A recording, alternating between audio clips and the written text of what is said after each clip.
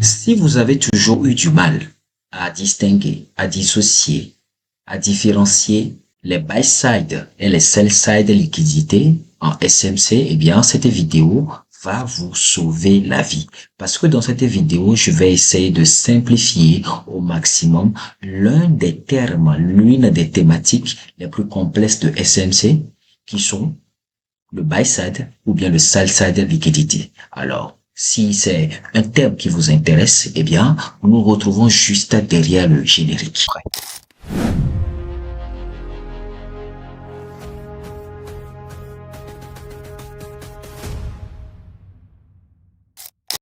Bonjour chers amis, j'espère que vous allez bien. Moi c'est Phil Bonatti, la chaîne sur laquelle nous essayons de simplifier au maximum le trading afin de le rendre accessible à tous.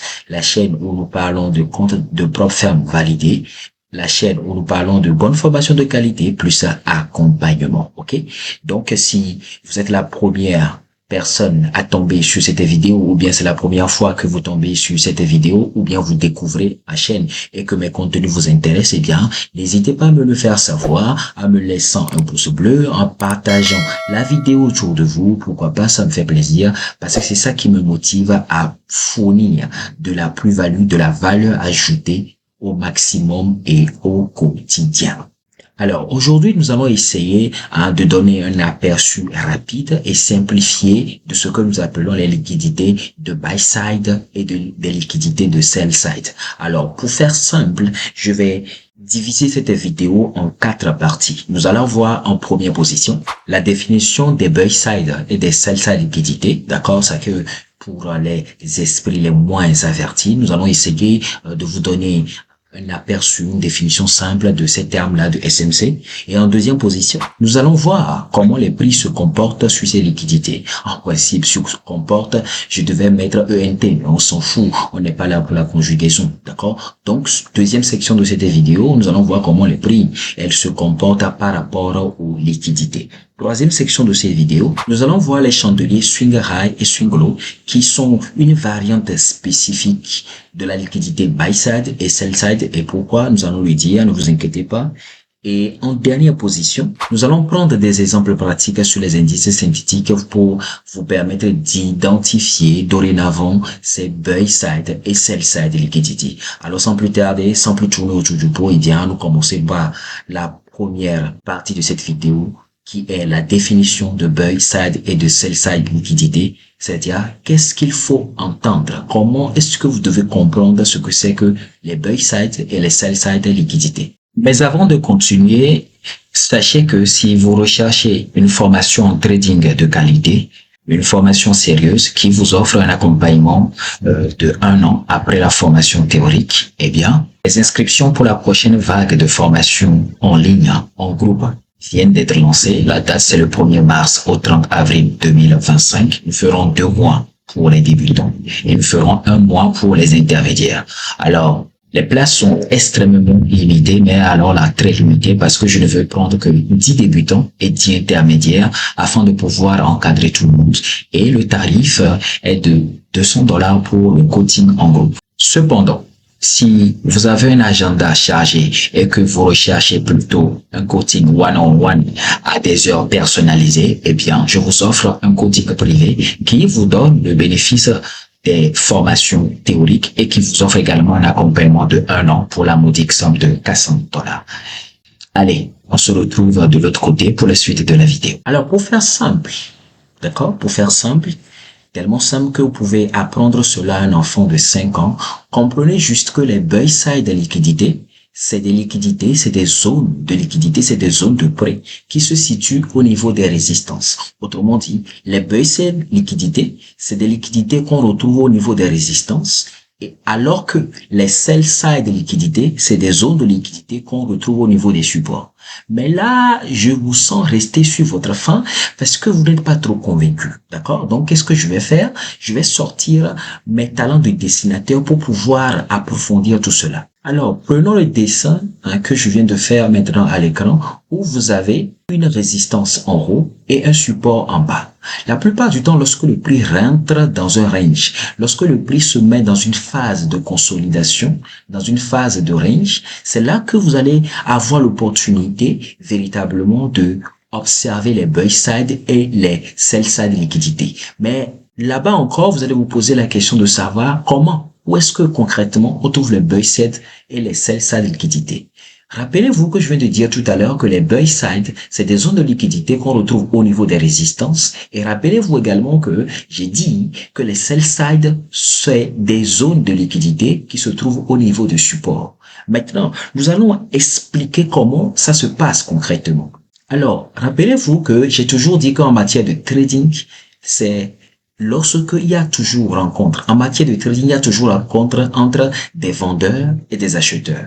Autrement dit, les gens de la SMC ne peuvent jamais vendre un actif à un certain montant s'ils n'ont pas l'équivalent des acheteurs qui vont avec. Inversement, les gens de la SMC ne peuvent pas acheter une quantité définie d'actifs financiers si de l'autre côté, il n'y a pas des vendeurs qui sont prêts à rentrer dans cette opération. Donc, qu'est-ce qui va se passer? La plupart du temps, les gens de SMC, ils impulsent, ils provoquent, d'accord? Ils sont à l'origine d'un faux mouvement pour aller chercher de la liquidité et après, lorsque leur opération a réussi, ils reviennent, d'accord? Commencer le vrai mouvement. Concrètement, avec ce dessin, qu'est-ce que ça donne? Lorsque les gens de SMC veulent vendre, cela veut dire que ils ont besoin d'une certaine quantité d'acheteurs, des gens qui vont acheter. Maintenant, il va se poser la question de savoir où est-ce qu'ils vont aller chercher ces acheteurs-là. Eh bien, ils vont trouver ces acheteurs-là sur cette zone de résistance. Alors forcément, ici, vous allez me poser la question, pourquoi? Alors la réponse, c'est que ici se retrouvent deux catégories de traders. Ici, il y a les stop loss des vendeurs et ici, il y a également les buy stop de certains traders. Concrètement, ça veut dire quoi?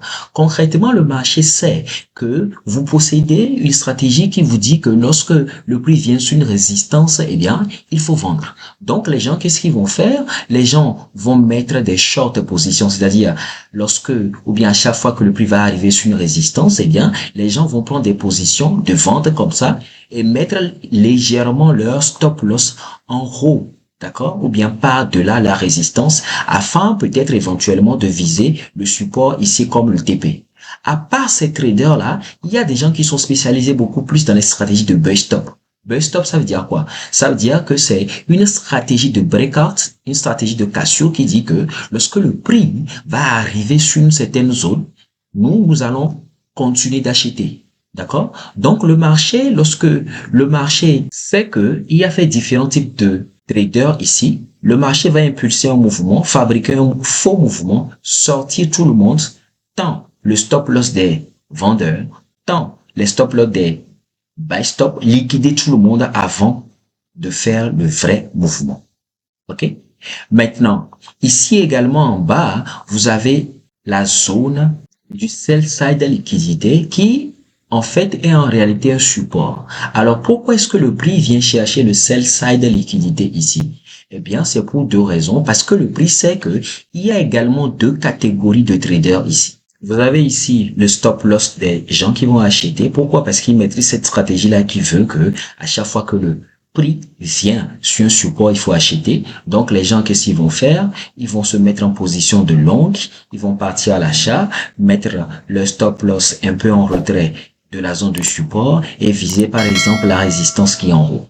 Ou bien soit, il y a des gens qui vont faire des sell stop, c'est-à-dire quoi? C'est une stratégie de breakout de Casio qui dit que lorsque le prix tombe sur un support, il faut continuer par vendre. Donc le prix, en impulsant le mouvement, d'accord, va faire un faux mouvement, sortir tout le monde, prendre la liquidité avant de repartir en buy. Donc voilà un peu ce qui vous explique de façon simple, de façon détaillée, la différence qui existe entre les buy side et les sell side liquidités. Alors, forcément, encore, vous allez vous poser la question, je sais que vous êtes des éternels insatisfaits, vous allez vous poser la question de savoir, mais comment, coach, comment est-ce que le prix se comporte? Ou bien, fondamentalement, où est-ce que, sur quelle zone, précisément, à part, bien sûr, les supports, les résistances, à quel moment particulièrement, ou bien, comment est-ce que le prix se comporte sur ces zones-là? Alors, dans cette partie de la vidéo, on va répondre à la question de savoir comment est-ce que le prix se comporte avant de créer un buy side ou bien un sell side liquidité. Pour répondre à cette question, moi, je vous dirais tout simplement que le prix fait toujours un equal high ou bien un equal low. Fondamentalement, ça veut dire quoi? À chaque fois que vous voyez un equal high, dites-vous que le marché va vous créer, le marché va absorber la liquidité d'un buy side, ou bien à chaque fois que vous allez voir un equal low, dites-vous bien que le marché va absorber, va aller prendre la liquidité du sell side, d'accord? Parce que le marché a besoin de se contracter, de se consolider, de faire un range, d'accord? Et d'aller chercher soit la liquidité du buy side légèrement en haut de l'equal high ou bien de prendre la liquidité du sell side légèrement en deçà de l'equal low. D'accord? Tout ceci pour pouvoir équilibrer, d'accord, la relation ou bien la quantité qu'il y a entre les acheteurs et les vendeurs, ou bien pour équilibrer le nombre de personnes qui vont acheter ou bien vendre. Il faut que ce soit équilibré, sinon le prix ne va jamais partir. Parce que rappelez-vous, le trading, c'est le commerce.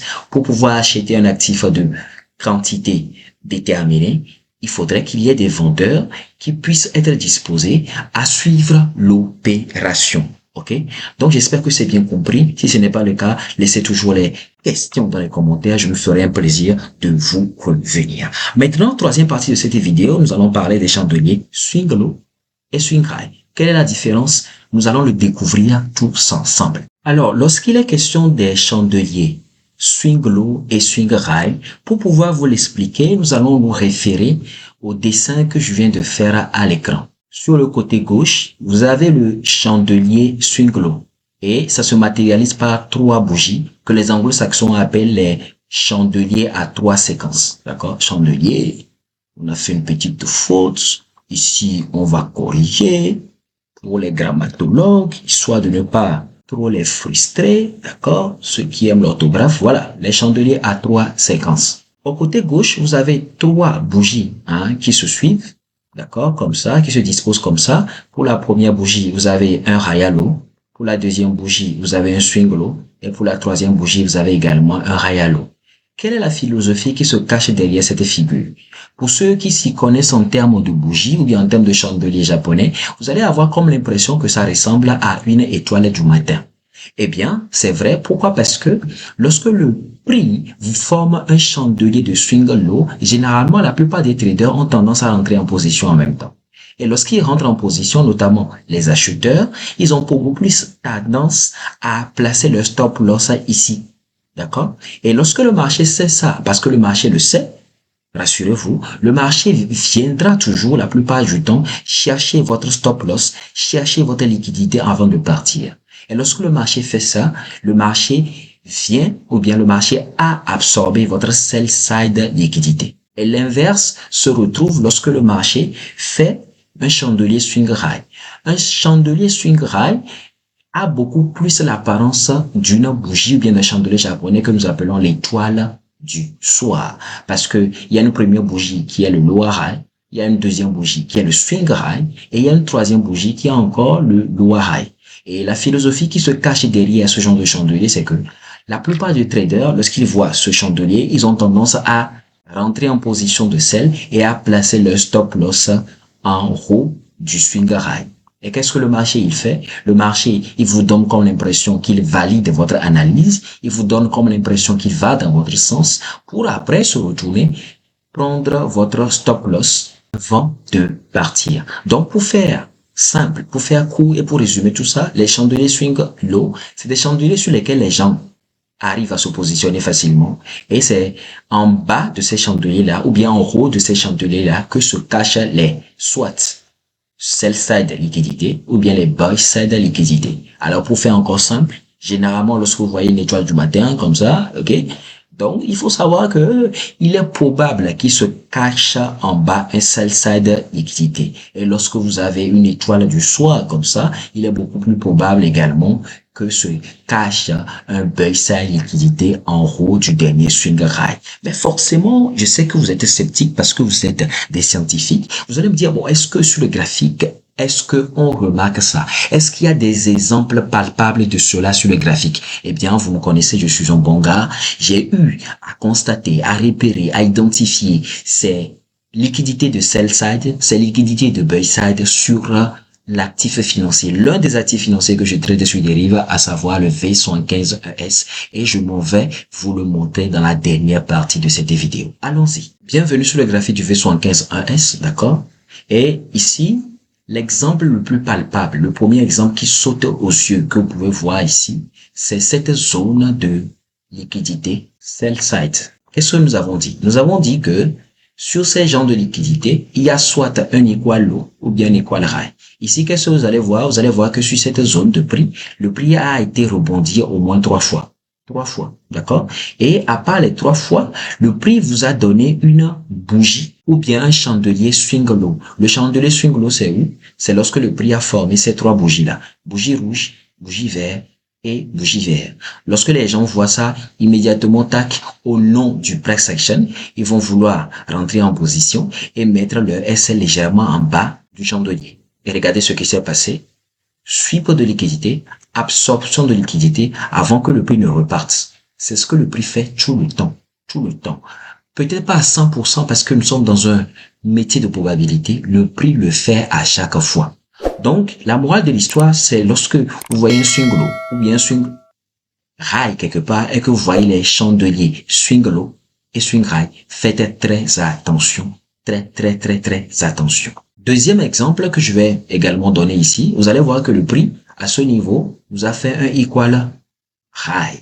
D'accord? Equal high qui est également une zone de liquidité telle que je vous l'ai appris. D'accord? Equal high. Et qu'est-ce qui s'est passé sur l'equal high?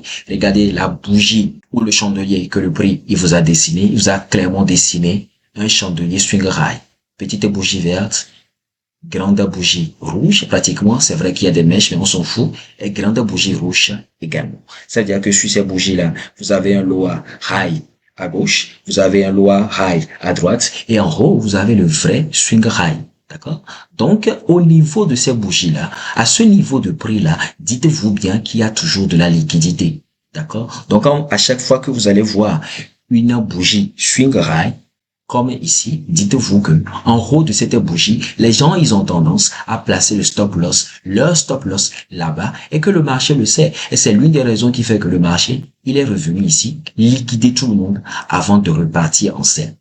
D'accord? Donc, quand ça se passe comme ça, dites-vous bien que le marché voulait vendre, mais le marché n'a pas encore la liquidité suffisante, n'a pas encore la contrepartie des acheteurs dont il a besoin pour pouvoir impulser ce grand mouvement. Donc, résultat des courses, qu'est-ce que le marché va faire? Il va aller chercher les stop loss des gens qui ont vendu ici, d'accord? Et va chercher également les stop loss des gens qui mettent les sell stop order. Donc ici, vous avez un buy side liquidité qui est un exemple parfait de ce que je vous expliquais tout à l'heure. Alors, dernier exemple sur le graphique du V75S. Ici, vous allez voir que le prix, il a rebondi à plusieurs fois sur le graphique, notamment ici. Ici, vous avez une zone de sell side liquidité. Pourquoi j'ai dit ça? Le prix a fait premier toucher, deuxième toucher, troisième toucher, et il a formé une bougie ou bien un chandelier, swing low, première bougie rouge, deuxième bougie vert, troisième bougie vert. Généralement, les gens, ils ont tendance à s'emballer. On rentre en position en même temps, tac, tac, tac, tac. Parce qu'on a dit que dans le price action, lorsque vous voyez une étoile du matin, c'est une occasion de prendre un buy. Les gens, ils sont rentrés.